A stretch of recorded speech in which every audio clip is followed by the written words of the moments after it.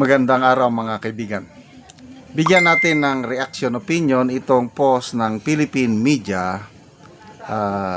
Isinare nila yung pahayag ng Deputy Director General ng Philippine Space Agency, Dr. Mark Cesar Talampas. Dinescribe dito kung gaano kalaki o kaliit. Ang isip ko, malaking rocket yung nakikita natin na parang nasa, ay nako, nakakadismaya, sobrang liit. Ito ang sabi ng Deputy Director ng Philippine Space Agency.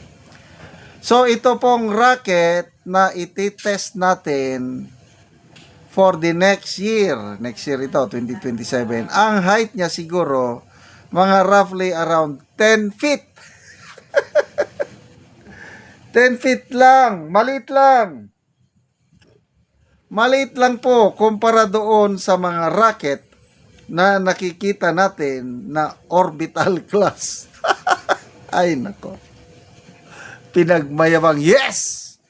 We'll go to space! Okay, to be sure, sinearch ko sa Google kung totoo ba. Sabi ko dito, is it true na 10 feet lang ang height ng space rocket ng Marcos Jr. administration? Sagot dito, yes, it is true. Philippine Space Agency Deputy Director General Dr. Mark Talampas confirmed that the country's upcoming liquid fuel sounding rocket is roughly 10 feet. Ako, ang height ko, 5'8". So, konting, you can just imagine 10 feet.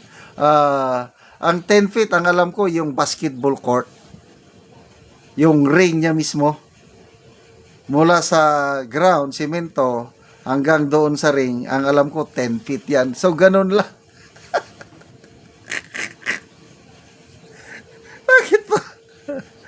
Bakit? Ang liit. Akala ko totohanan na. Okay, ito. Target altitude. The sounding rocket is aiming to reach a peak altitude of at least 5 kilometers. 5 kilometers pataas. How many feet yan? I don't know, yung mga eroplano, sasakay ka ng eroplano ngayon, yung kahit domestic lang. Ilang feet ba? 30,000 feet? Baka mas mataas pa yung lipad ng mga eroplano kaysa itong space rocket ng Pangulo na 5 kilometers lang ang peak altitude niya. Then mamaya, ganyan na. Flight duration. It will take a swift 30 to 50 seconds to reach its maximum height before falling back to the surface. Testing lang pala ito. Papaganon. Payload capacity. It will carry a locally developed scientific payload weighing up to 2 kilograms. Hay, akala ko na. It's just a testing talaga. Kung mapalipad lang nila. Ang tanong, magkano ang budget?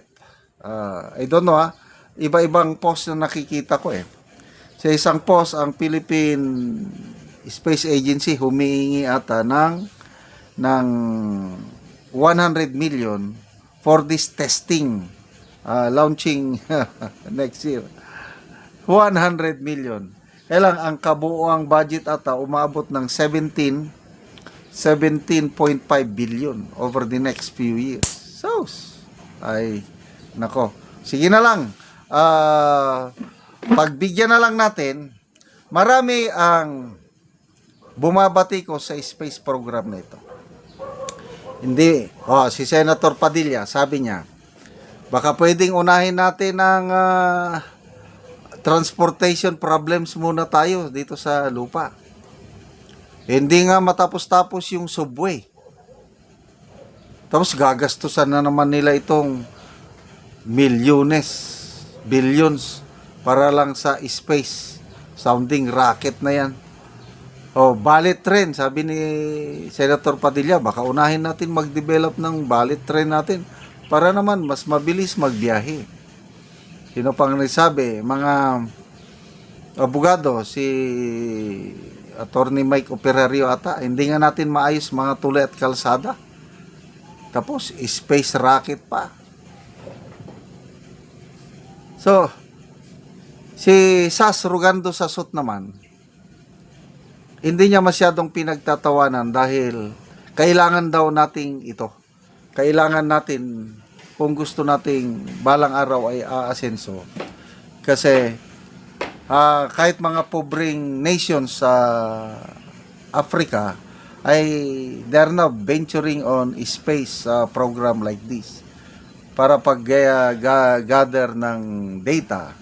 So, ako, personally, sinusuportahan ko rin. Kasi ang Philippine Space Agency na mugna o it came into being panahon ni Tatay Digong, 2019. So ito, continuation lang ito. There's nothing wrong with trying.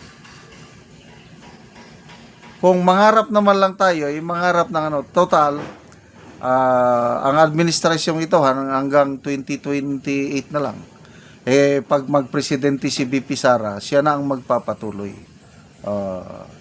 Para mas magandang again, long-term investment itong space program na ito. Wala pa tayong immediate benefits. Ang ating mga kaapu-apuhan na, ang mga future generations ang mag-benefit pag na-develop na natin ito ng gusto. Kaya, good luck talaga sa Philippine Space Agency. Magbasa tayo ng mga comments. Kaninong abo ang ilalagay sa rocket para sa Space Boreal? Mini rocket to be launched Philippine government next year but big rocket in the pocket. Yun, mga patotsada na pinakamalaking rocket ay yung maleta system. Okay, mga kaibigan, today, July 31, my wife and I are celebrating our 45th wedding anniversary. So panoorin nyo how we are celebrating our anniversary today. Okay, go. Hey, magandang araw mga kaibigan. Today, we are celebrating our 45th wedding anniversary with my beautiful wife, Commander Julie. Nandito kami sa Lake Cebu, sa South Cotabato. Ipakita mo nga, Brad. Napakagandang lugar pala ito. Lake Cebu na ito. Dumating kami sa Mindanao 1985. Ngayon lang kami nakapasyal dito. Nagsisi kami bakit ngayon lang. And gusto naming babalik. I highly recommend, kung mayroong lugar sa Mindanao na dapat bisitahin is Lake Cebu. And itagdag ko na rin itong Punta Resort. Punta Isla. Punta Isla Resort. Napaka-accommodating, napaka-hospitable ang mga crew nila. Tama? So, ikaw, anong masasabi mo? Dito tayo ngayon sa Lotus garden nila. This is the Lotus Garden of Punta Isla Resort. Napakaganda. So maganda sa umagang pagpunta dito kasi yung mga open pang lotus flowers nila. Ang ganda. Dito masyadong develop na yung parang ibang lugar pero dito pa rin makita mo pa rin yung Ganda. ganda ng ganito. Gusto kong babalik dito with my children and grandchildren. Magbabakasyon kami dito for a long time. Mga 1 week. sarap din ang pagkain po nila Ang dito. sarap ng pagkain. Bye-bye.